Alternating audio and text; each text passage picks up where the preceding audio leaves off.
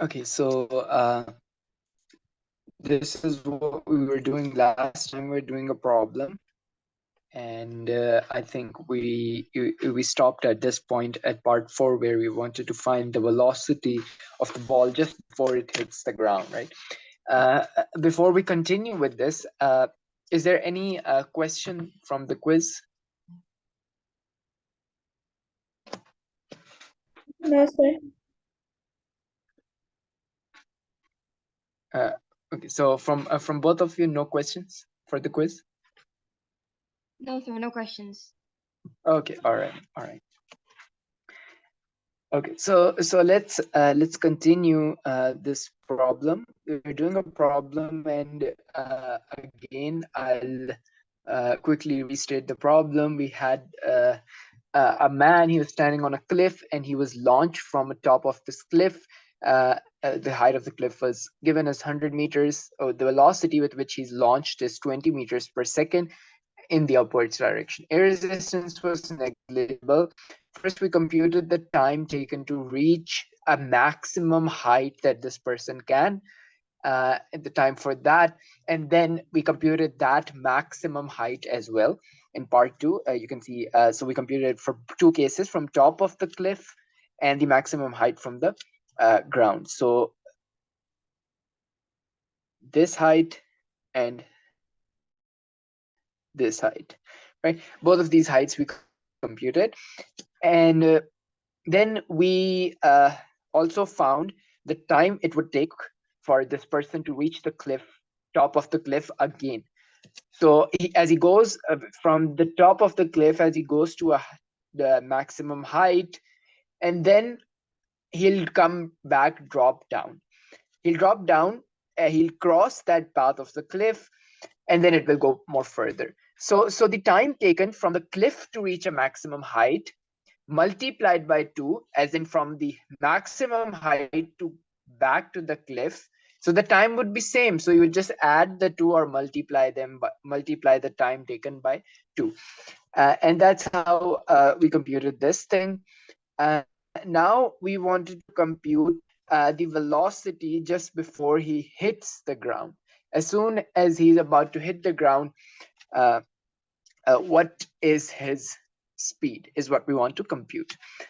So we have some variables: u, initial velocity, acceleration, the distance of this person, and velocity, right? So we can use this equation: v square minus u square equals 2as.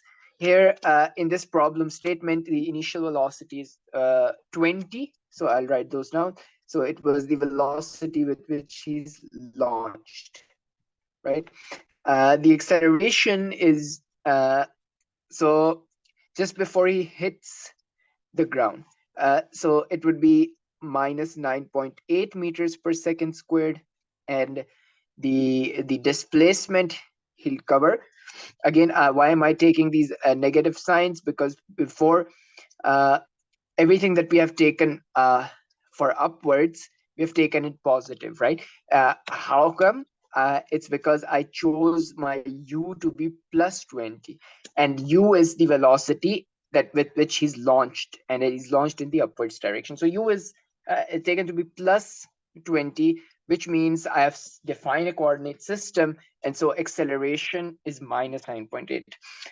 And also, so is the displacement, because he's now he's at the top. Just before he hits the ground, he'll be falling or covering this much displacement, right? This one. So it is below. Again, it is below. So it should be minus 100 meters. Right. So now it's very straightforward. You use this equation. This is v square is equal to u square plus 2as. And then you know these values, so you just substitute those.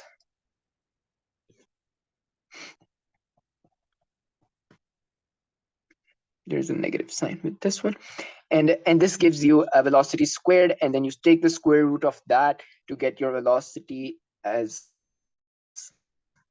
48.6 meters per second. So this is the speed with which he hits the ground, right? And if he's hitting the ground with this speed, well, this would really be his last journey, because he'll probably not survive that impact. Anyways, is that clear? Yes, sir.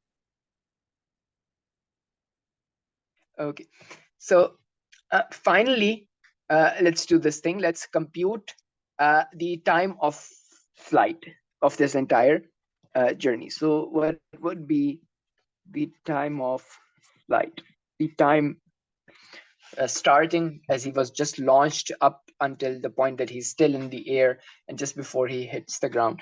What is that time? So it's straightforward. You can compute it. Uh, let's see. Do I have space here? Just bring this thing upwards. Okay. So I'll write down what we know. We know the velocity with which he's launched.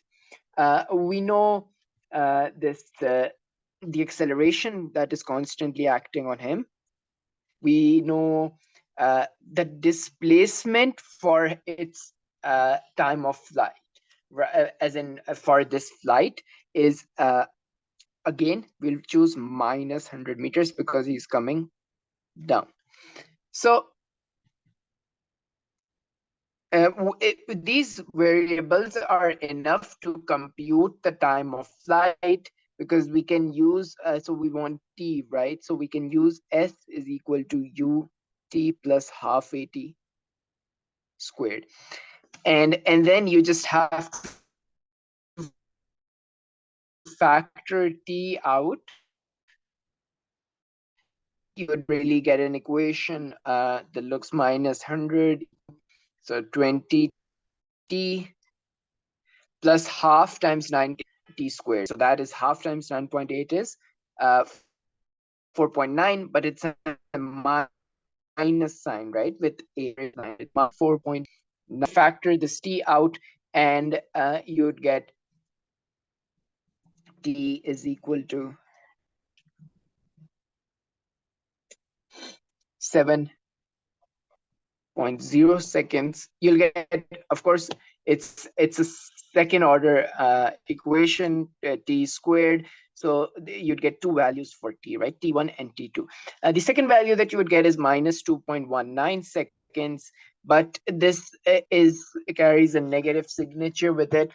So that is of no physical significance, as time negative time is not significant to what was asked in the question, which was the time of flight. So the time that you would be choosing is the positive one, which is 7 seconds. Was that clear? Yes, sir. Okay.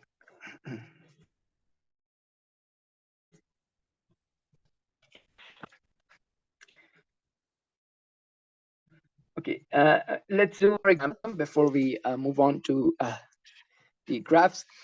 Okay, so let's do a problem that concerns with overtake, right? Overtaking. Okay, so suppose that you have two trains, right? Let's call this one train 1. I'll draw it with this one. And you have another train, or any vehicle for that matter, train 2. Suppose that initially the speed of this train 2 is 0. It is standing at a station, and so its speed is 0 meters per second.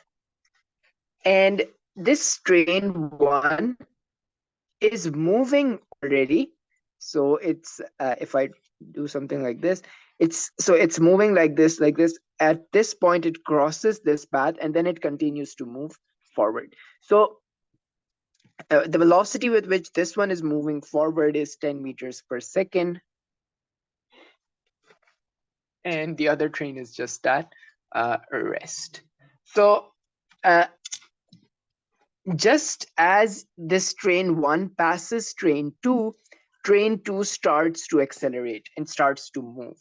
Just as soon as the train 1 passed train 2, and it accelerates with some acceleration of 0.5 meters per second squared.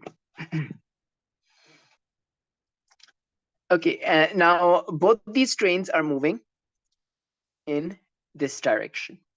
We want to find the time that passes before the this train 2 overtakes train 1. So again, what we want is we want time elapsed or passed when 2 overtakes 1. Okay, so is the question clear? Is the statement of the question clear? Is there any confusion?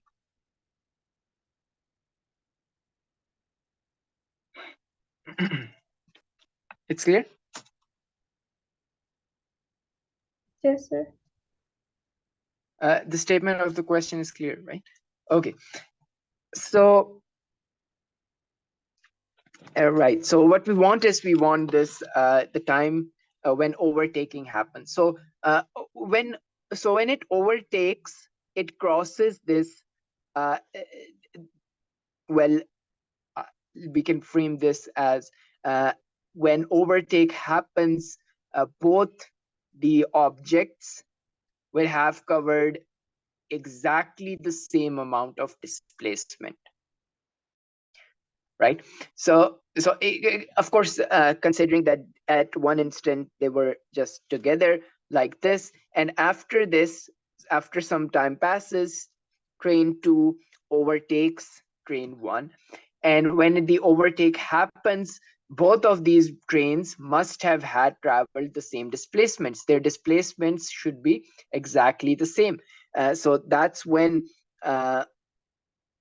right after that instant, the train 2 will overtake train 1. So the trick to solve this problem is to know the physics, which is that at overtake, the displacements of both trains should be equal.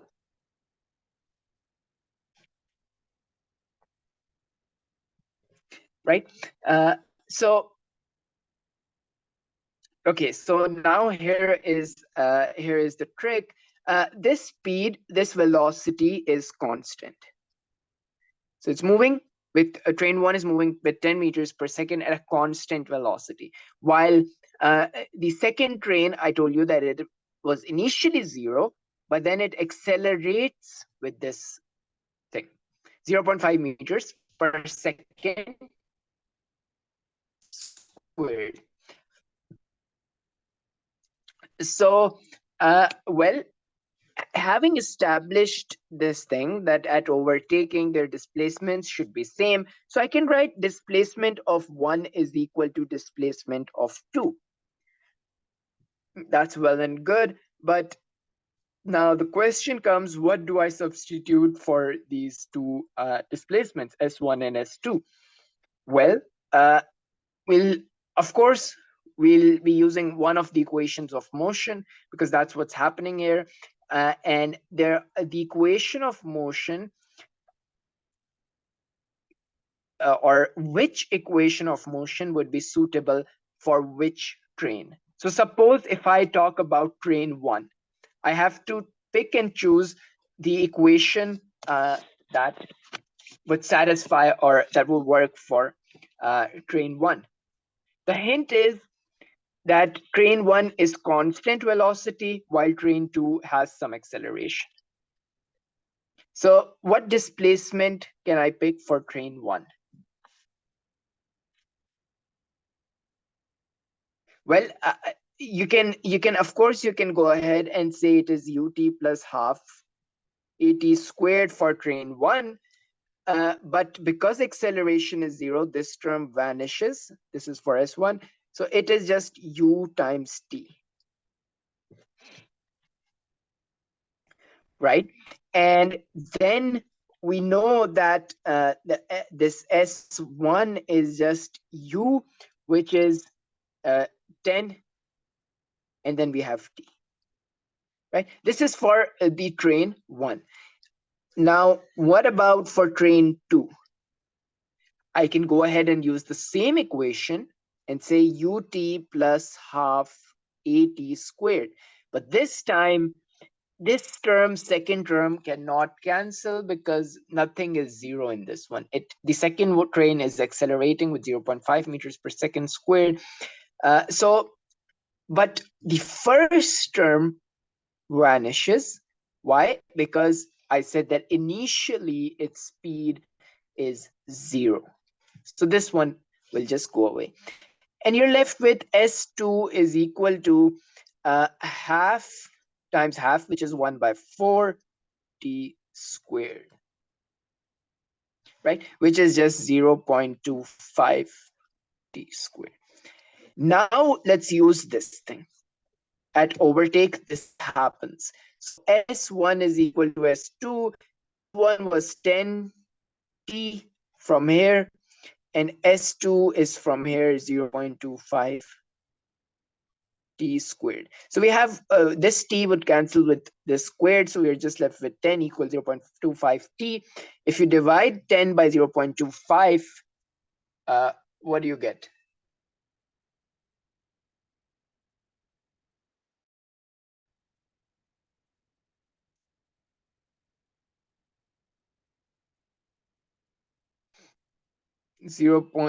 Sorry. Can you do this for me?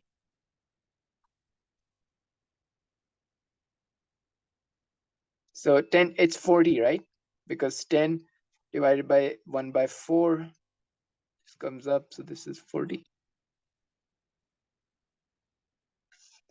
So the time at which overtake happens is 40 seconds.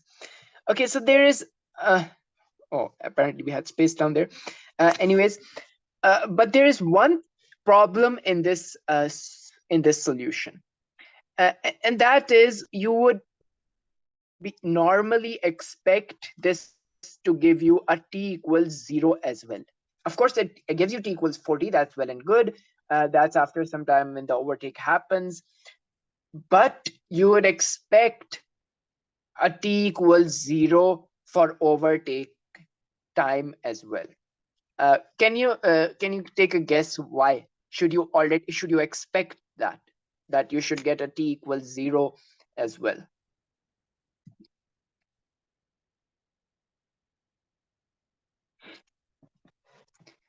Okay, so let's go back to the figure. So this is initially situation, and after some time we're saying that this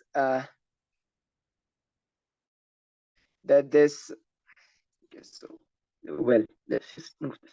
So when this moves, after some time it comes and it overtakes the first one and keeps moving forward.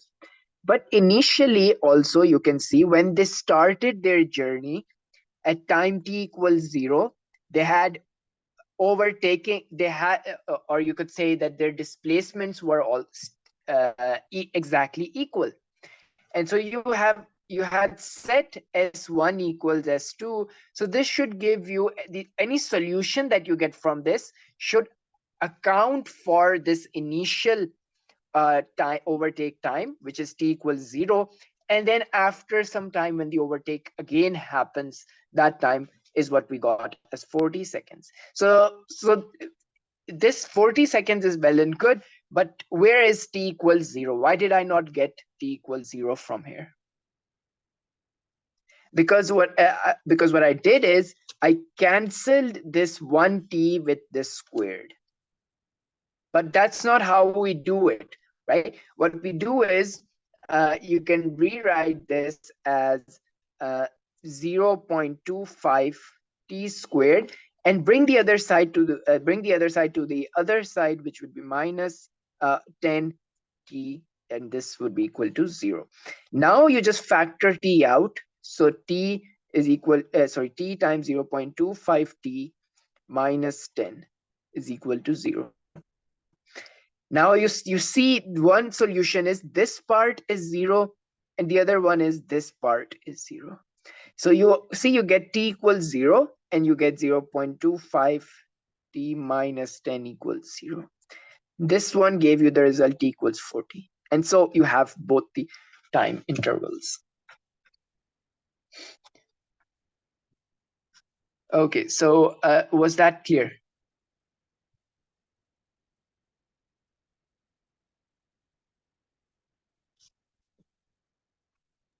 Yes, sir. Okay.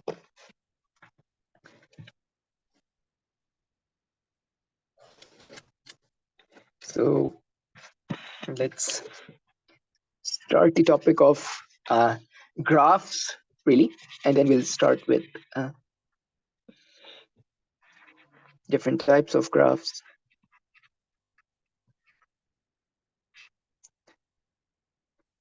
Okay, so well, graphs are a visual pictures, right? So they are a visual picture or visual representation of how variables vary. Right? What does that mean? That means that it really gives you a relationship between two variables. And so you can see when one variable changes, how does it affect another variable? So suppose if you are familiar with mathematics, then you must be familiar with graphs. You can have different types of graphs, which would imply different things. So, sorry, actually, first I should just quickly explain the axes. So you have this is a two dimensional graph, or you could say a space in R2, and in this, what does that mean? That means that you have two independent axes. Let's call this X and let's call this Y. Now in this world, you could there could live different types of vectors or lines or curves, for that matter. So the most basic one is this one. This curve. Let's give it some color. Let's give it green. This curve is a line which has an equation y equals x.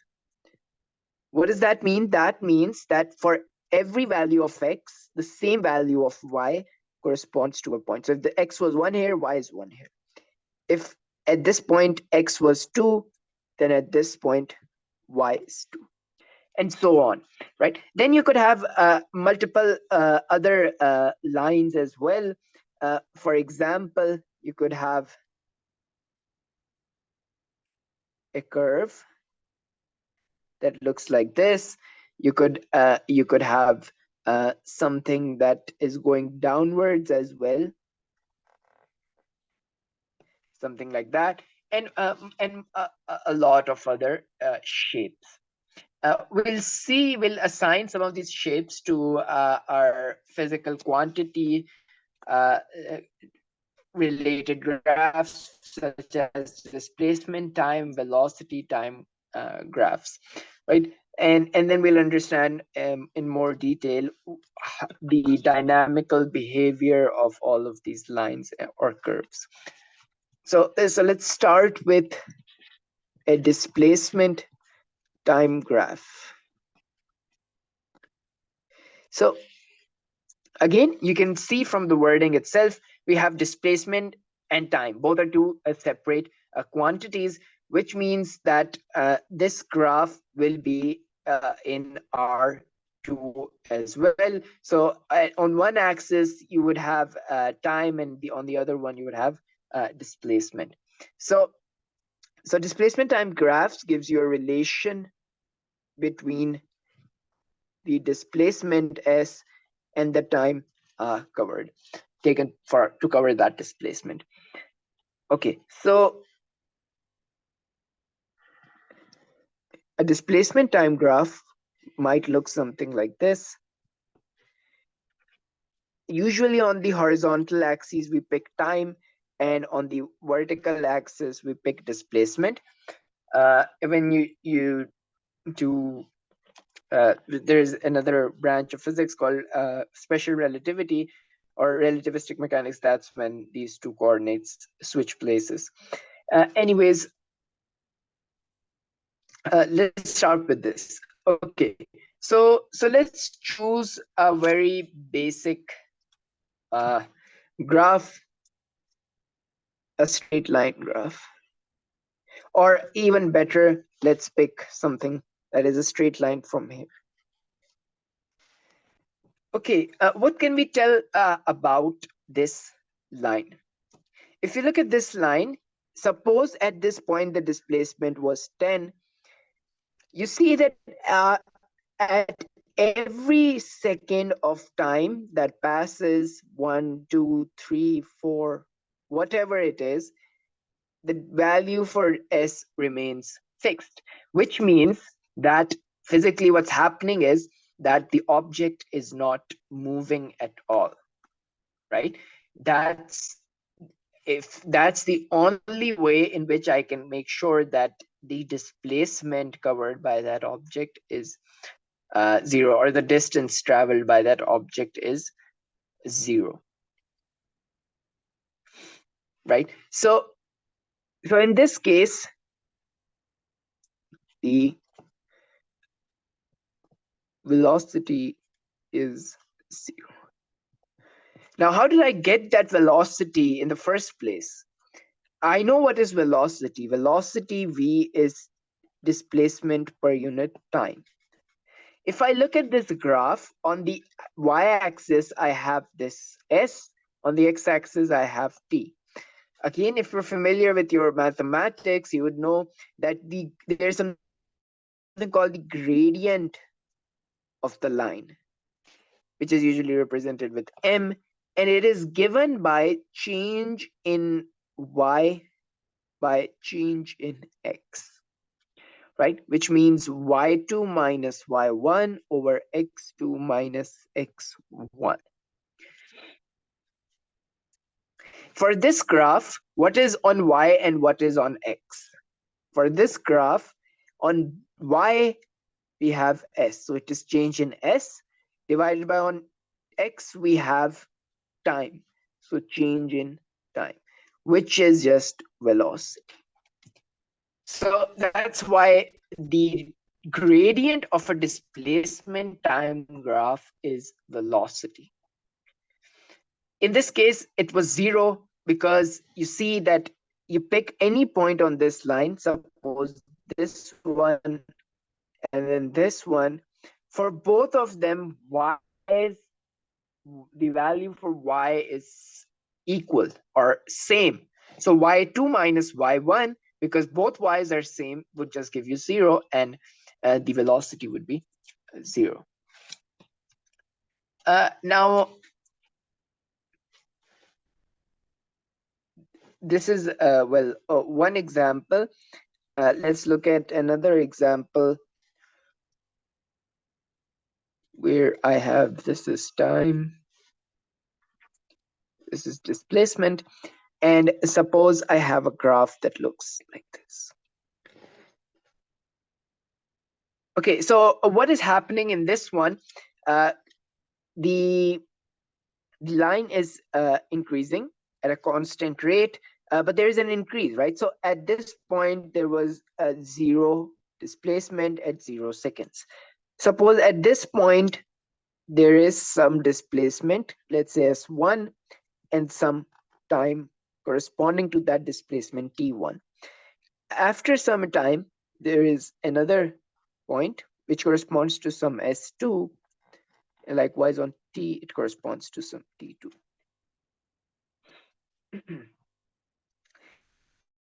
You can see from the graph or this axis, which is going in this, increasing in this direction, S2 is greater than S1, which means if I write the velocity, which is the gradient of this line, delta S by delta T, it will be S2 minus S1 over T2 minus T1. Now,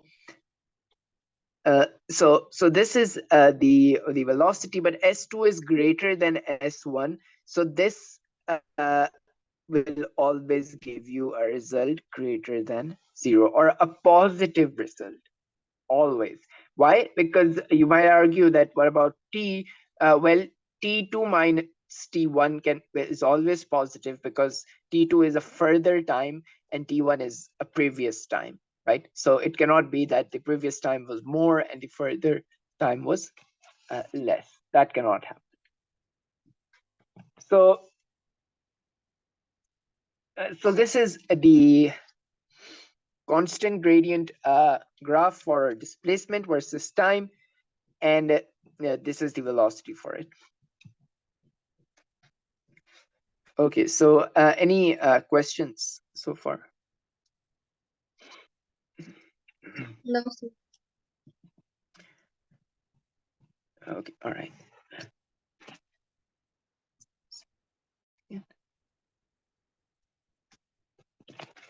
Okay, so we can see that on this graph, or on the first one, the slope was 0. In the second one, the slope was positive. If I took a graph that looked like this,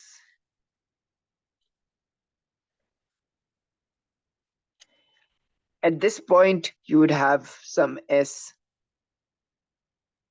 and at this point you would also have some S. So S1, S2. In this case, S2 is smaller than S1. S2 is smaller than S1. So the velocity, which is the gradient, will be less than 0. There's one more way that you can identify whether the velocity will be positive, negative, or just 0, is that see the angle that your line makes with the horizontal. So if you look at for the first one, the angle that this line makes with the horizontal is 0, because it is on the horizontal. It lies on the horizontal line. So the angle made is 0. So that means the velocity, the gradient is 0. If the angle with the horizontal is like this, which is, you see, it is in this way, so the angle is increasing, it is positive, hence the velocity is also positive. In this one, the angle with the horizontal is negative, or